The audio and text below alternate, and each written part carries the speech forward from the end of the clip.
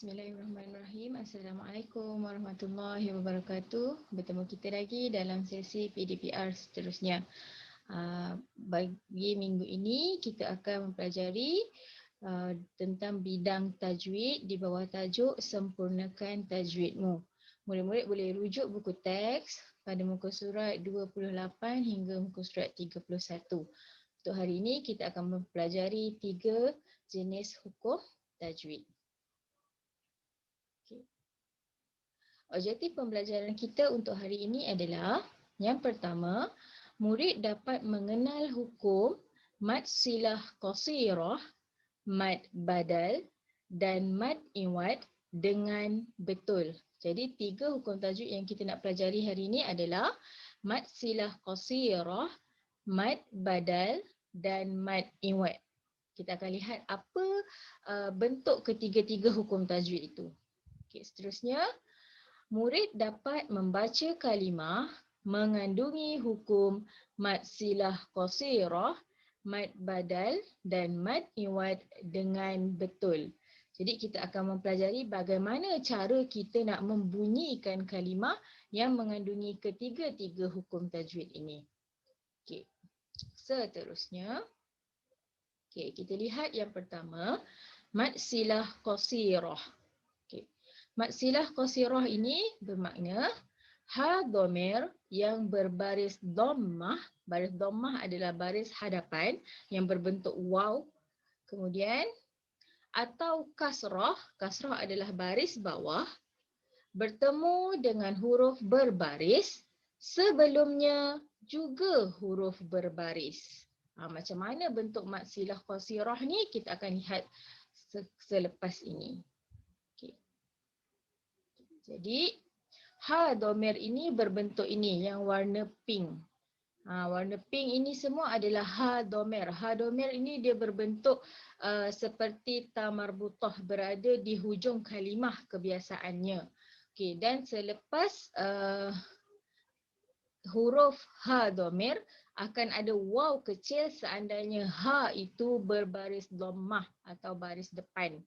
Okey, kita lihat bagaimana cara bacaannya. Faja'alahu ghusa'an ahwa.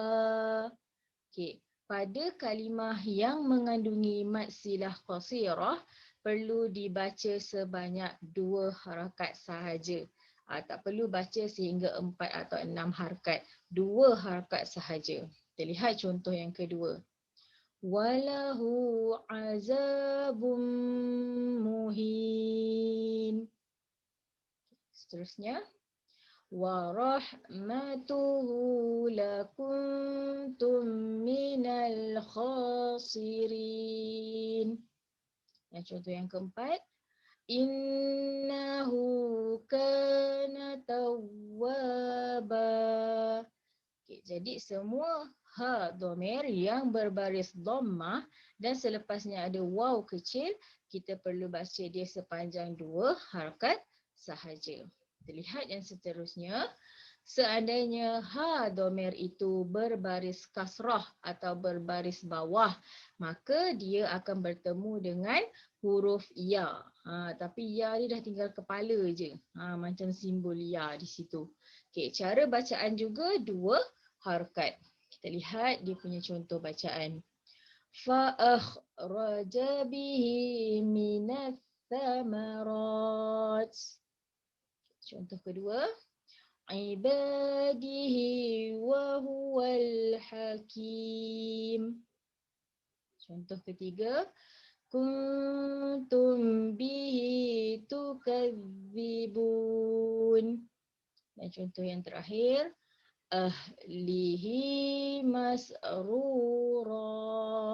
Okey, untuk mad silah qasirah ni kita senang nak kenal sebab huruf ha ini memang kalau tengok dalam Al-Quran kita senang untuk kenal dia. Jadi kita tahu cara bacaan mad silah qasirah adalah 2 harakat.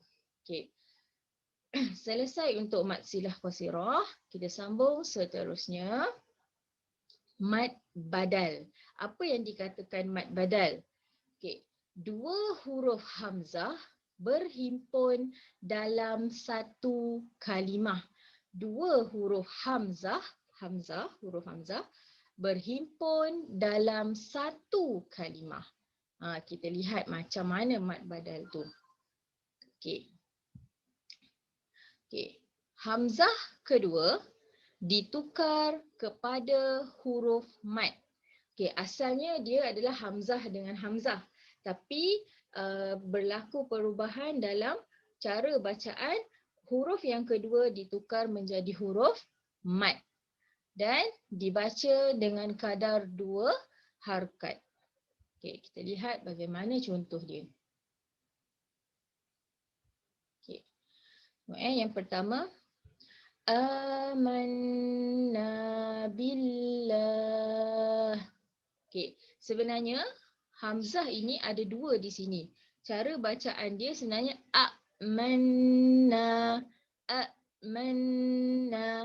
Tapi berlaku perubahan dalam cara bacaan Al-Quran dan hamzah yang kedua ini ditukar menjadi huruf mad.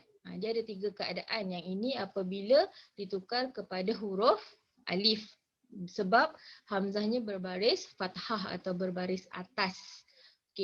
Tengok pada contoh yang seterusnya di sini. Apabila hamzah yang pertama dia berbaris dhammah atau berbaris depan, jadi huruf yang kedua ditukar kepada huruf mad, huruf waw. Jadi cara bacaan man utiya, man utiya. Jadi u dibaca kepada 2 harakat. Asal bacaan adalah utiya. Utiya. Huruf yang kedua ditukar menjadi huruf mad. Kalau huruf hamzah yang pertama itu berbaris kasrah ataupun berbaris bawah, huruf hamzah yang kedua ditukar kepada huruf ya. Jadi cara bacaan li'ilafi Quraisy, li'ilafi Quraisy. Jadi cara-cara bacaan ini boleh dipraktikkan dalam bacaan di rumah. Tak susah, dia seolah-olah bacaan mad asli, dibaca 2 harakat. Kita teruskan. Seterusnya adalah mad iwad. Apa itu mad iwad? Mad iwad adalah bacaan panjang ketika berhenti membaca kalimah berbaris 2 di atas. Kalau kalimah itu berbaris 2 di atas dan kita wakafkan dia ataupun kita berhentikan bacaan, huruf tersebut barisnya tinggal 1. Kita tengok contoh.